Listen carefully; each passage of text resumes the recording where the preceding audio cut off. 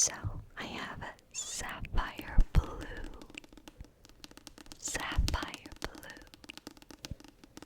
from the ruby red trilogy.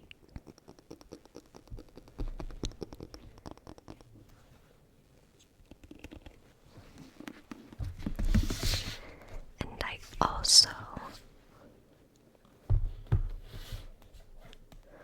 read from A Court of Thorns and Roses. And I was recently gifted the hardcover of the second and the third book in that series. I'm very excited. I am slowly creating my own little library. And it's my favorite thing ever. I love it.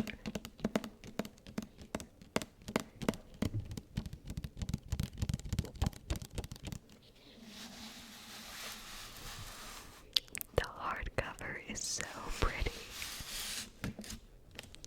The first book is red. The second book is this like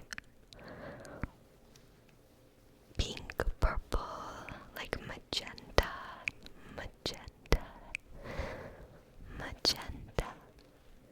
And the third book is like a teal, a turquoise, a blue-green color. I believe the fourth book is blue or gray. I can't quite remember. Maybe that's the fifth book.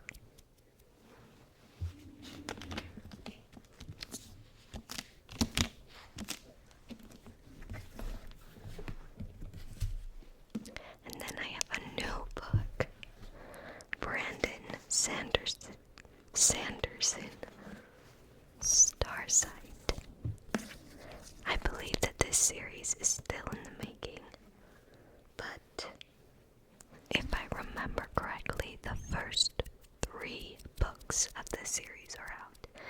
I've only read the first 2 so far, but I loved them.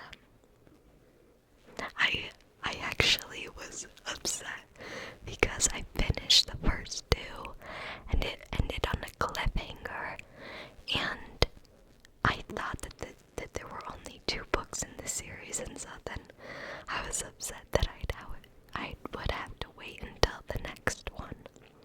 But I think it is out now, and I need to read it. I have lots of books on my list to read, though. I'm very, very, very excited.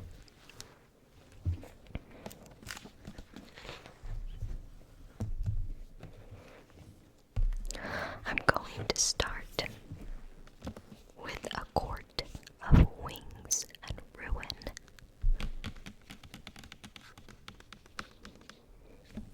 And like before, I will just read the little preview on the inside cover, and then I will read a little bit of the first chapter.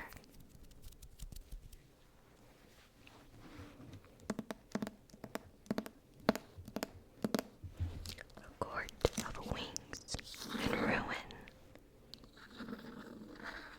by Sarah J. Maas.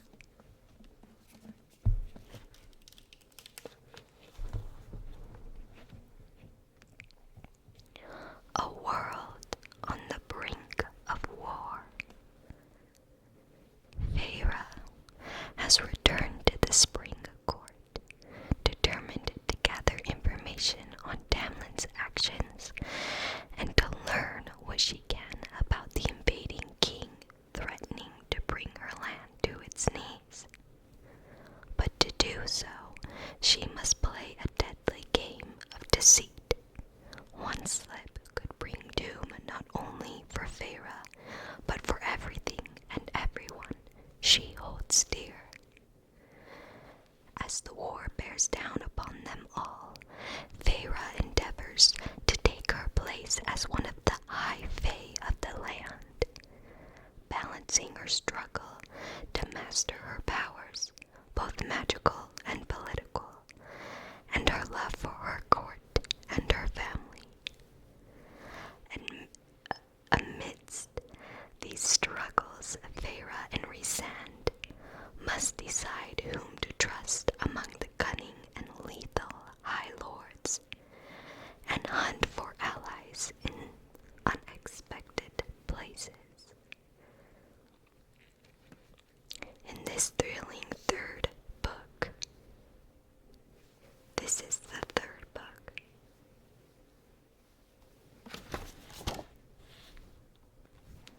I guess it is. Whoops. I guess we're gonna be reading from the third one. Maybe I was gifted the third and fourth. I'm not sure. Well, spoilers. I apologize. In this thrilling third book in the #1 New York Times best-selling series from Sarah J. Maas, the fate of Feyre's world is at stake as armies grapple for power over one thing that could destroy it.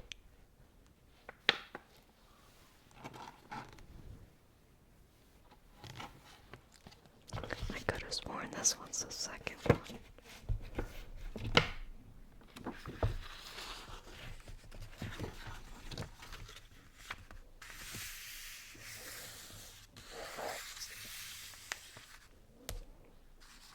Alright, here we go.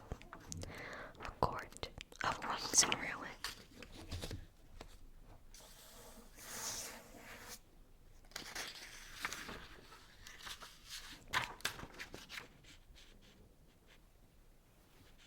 Oh, it's on the inside page. A Court of Thorns and Roses, a Court of Mist and Fury is second, and a Court of Wings and Ruin is third. That's my bad.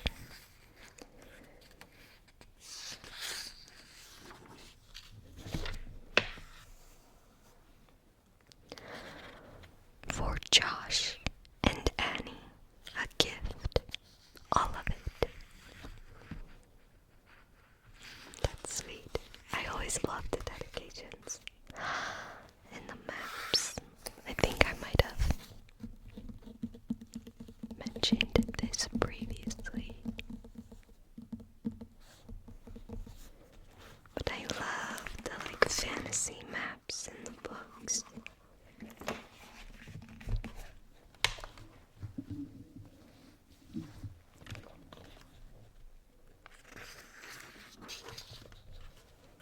So again, if you haven't read this series, spoilers, it's really good though. If you haven't read it, you definitely should.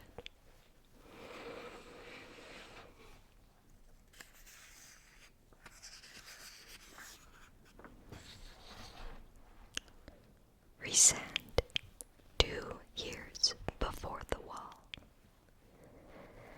The buzzing flies and screaming survivors had long since replaced the beating war drums. The killing field was now a tangled sprawl of corpses, humans and fairies alike, interrupted only by broken wings jutting towards the gray sky, or the occasional bulk of a felled horse. With the heat, despite the heavy cloud cover, the smell would soon be unbearable. Flies already crawled along the eyes, gazing unblinkingly upward. They didn't differentiate between mortal and immortal flesh. I picked my way across the once grassy plain, marking the banners, half buried in mud and gore. It took most of my lingering strength to keep my wings from dragging over the corpse and armor. My own power had been depleted well before the carnage had stopped. I'd spent the final hours fighting, as the mortals beside me had, with sword and fist and brute unrelenting.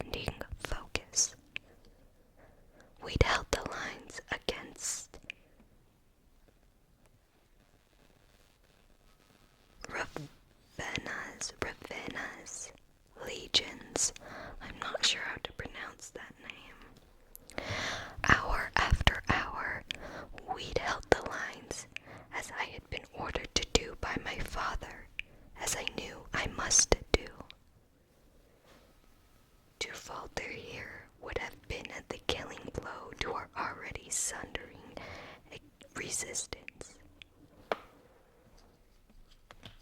The keep looming at my back was too valuable to be yielded to the Loyalists, not just for its location in the heart of the continent, but for the supplies it guarded, for the forges it smoldered day and night on its western side, toiling to stock our forces.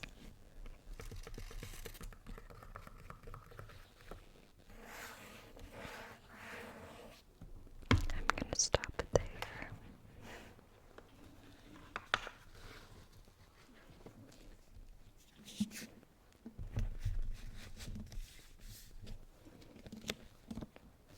This book has a lot of politics involved and war, so it's probably not the best thing to read to try to get you to fall asleep. And for that, I'm sorry. But still a good read, for sure, for sure.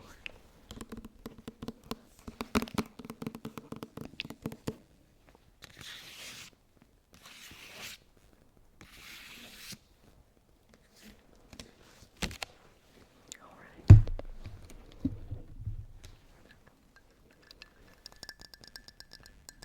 I have a little starry mug just with some water in it.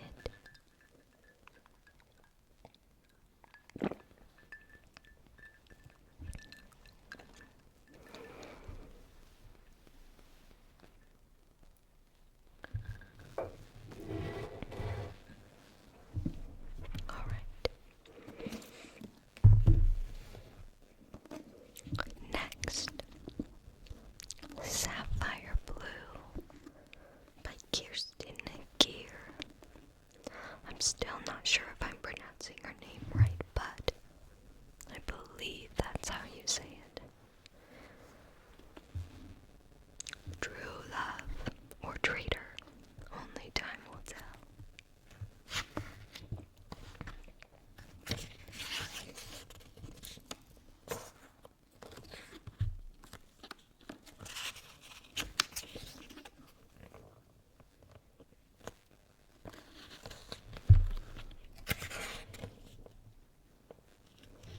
This one, I don't believe.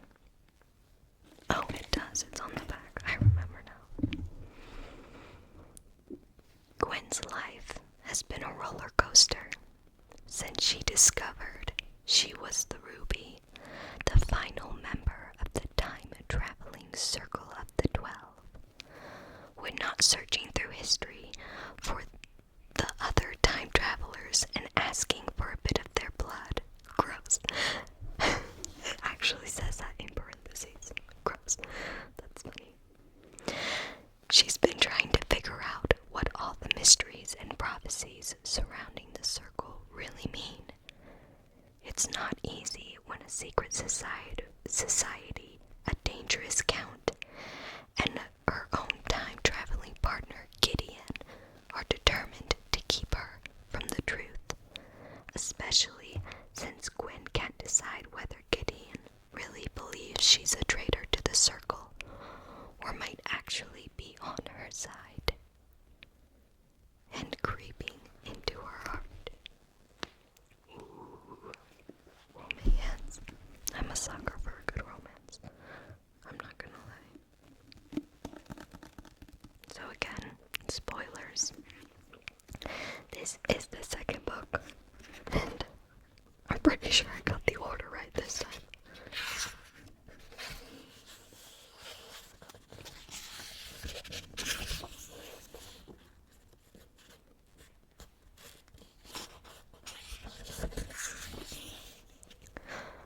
Frank, I could never have done it without you.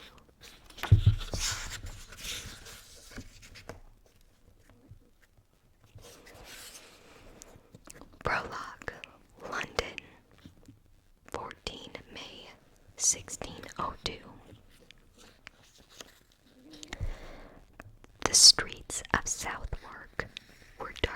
asserted. The air smelled of water weeds, sewage, and dead fish.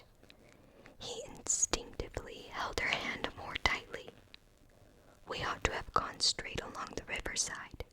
Anyone could easily get lost in this tangle of alleyways, he whispered. Yes, and there's a thief or a murderer lurking around every corner. She sounded pleased. Wonderful, right? Much, much better than sitting in a stuffy room in the temple building doing homework. She picked up the heavy skirts of her dress and hurried on. He couldn't suppress a grin. Lucy had a real gift for seeing the bright side of any situation in any historical period. Even Shakespeare's England, which was supposed to be a golden age but looked distinctly sinister just now, held no terrors for Lucy. The opposite, if anything. A pity we never get more than 3 hours, she said, as he caught up with her. I'd have enjoyed Hamlet more if I hadn't had to see it in installments. She neatly avoided a squelchy puddle of mud. At least he fervently hoped it was only mud. Then she performed a few dance steps and whirled around. Thus, conscience doth make cowards of us all. Wasn't that great? He nodded, and had to make a huge effort not to grin again. He grinned too often when he was with Lucy. If he didn't watch out, he'd end up looking like some kind of village idiot. They were on the way to London Bridge. It was a shame that Southwark Bridge, which would have been a much more convenient place for them to cross the river, wasn't yet built. But they'd have to hurry if they didn't want anyone at home to notice that they'd taken this secret trip to the early 17th century. How thankful he would be. How thankful he would be to take off his white ruff again. This stiff white ruff again. It felt like the big plastic collars that dogs have to wear after an operation. Lucy turned the corner, making for the river. She still seemed to be thinking about Shakespeare. How much did you give that man to let us into the Globe Theatre, Paul? 4 of those heavy coins. Don't ask me what they're worth, he laughed. To him, they could have been a year's wages. Anyway, it worked. The seats were super. Walking fast, they reached the London Bridge. Lucy stopped, as she had on their way to the theatre, to look at the houses built right over the bridge. But he led her on.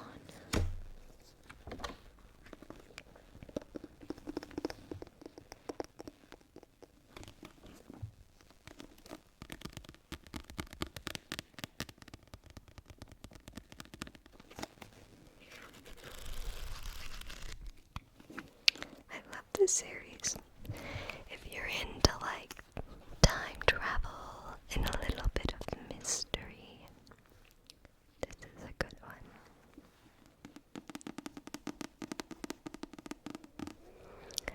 I think I would be happy just to sit here and read for hours. I love it.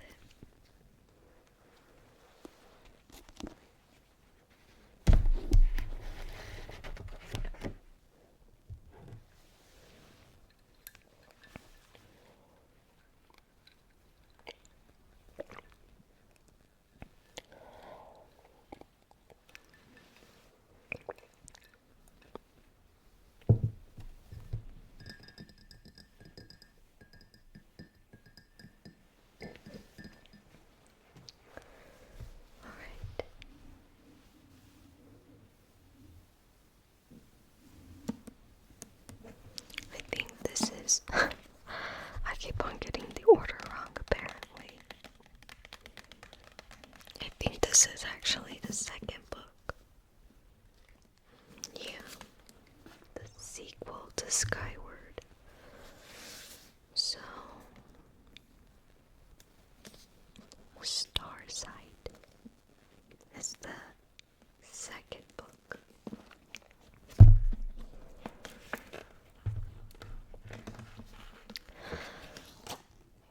By Brandon Sanderson. He's a very good author. His books can be a little long, but they're very rewarding. I've read The Tress and the Emerald Sea is the title. That one was cute. And Warbreaker and some of Mistborn. I enjoyed all of them.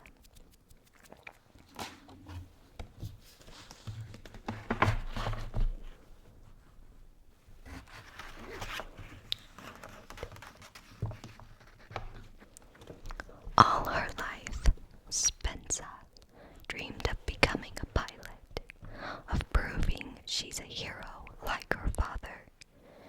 She made it to the sky, but the truths she learned about her father were crushing. The rumors of his cowardice are true. He deserted his flight during the battle against the Krell. Worse, though, he turned against his team and attacked them.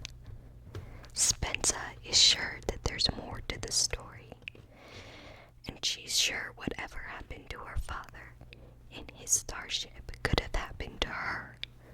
When she made it outside the protective shell of her planet, she heard the stars, and it was terrifying.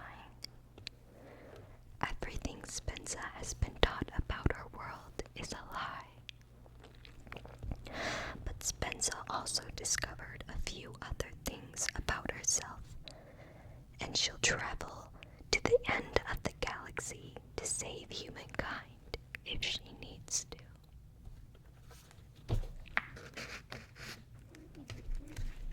I believe the genre is sci-fi, like science fiction, futuristic stuff. Very interesting, very cool world build.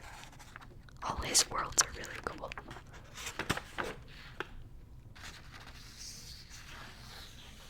Starsight.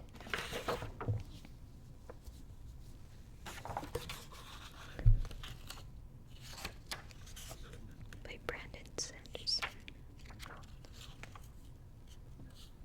For Eric James Stone, who has tried to show me how to be brief, a lesson I've mostly failed to learn, but has been an amazing friend and role model nonetheless.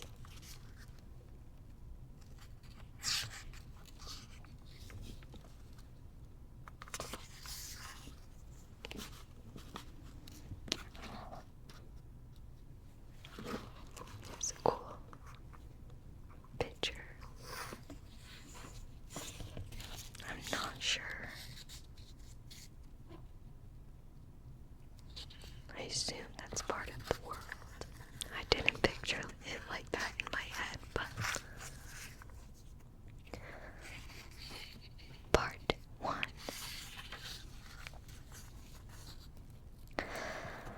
I slammed on my overburn and boosted my starship through the middle of a chaotic mess of destructor blasts and explosions. Above me extended the awesome vastness of space. Compared to that infinite blackness, both planets and starships alike seemed insignificant, meaningless, except, of course, for the fact that those insignificant starships were doing their best to kill me. I dodged, spinning my ship and cutting my boosters mid-turn. Once I'd flipped around, I immediately slammed on the boosters again, burning in the other direction in an attempt to lose the 3 ships tailing me. Fighting in space is way different from fighting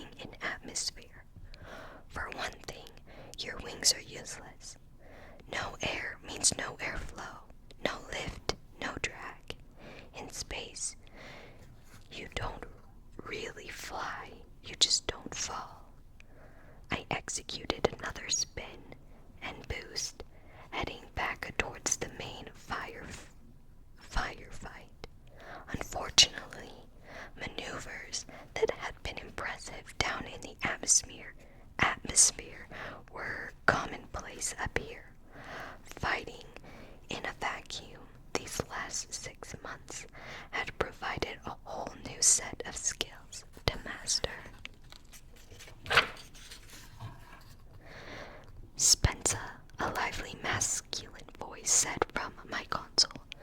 You remember how you told me to warn you if you were being extra irrational? No, I said with a grunt. Dodging to the right, the destructor blast from behind swept over the dome of my cockpit. I don't believe I did anything of the sort. You said, "Can we talk about this later?" I dodged again. Scud. Were those drones getting better at dodging, or was I losing my touch?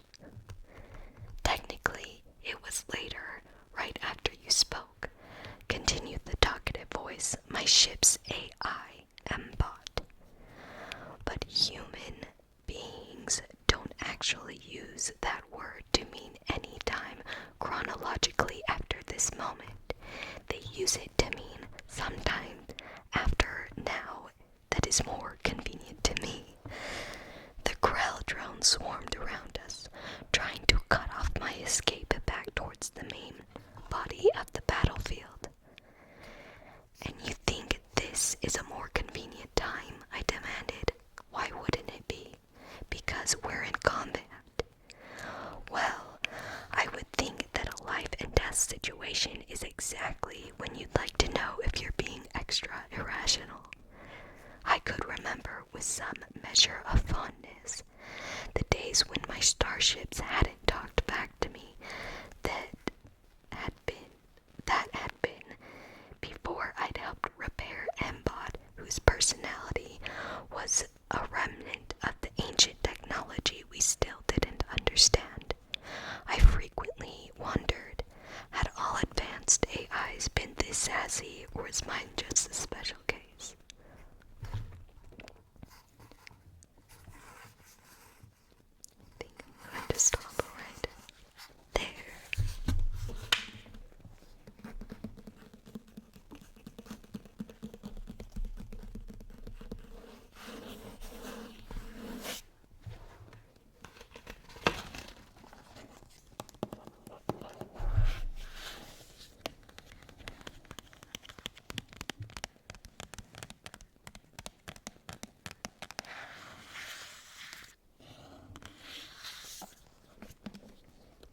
Yeah, there's the first one right there.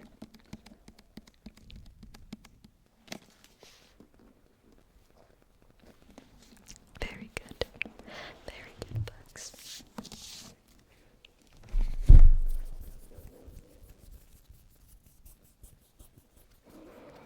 Alright, sweetheart. I hope I was able to give you some relaxation or rest.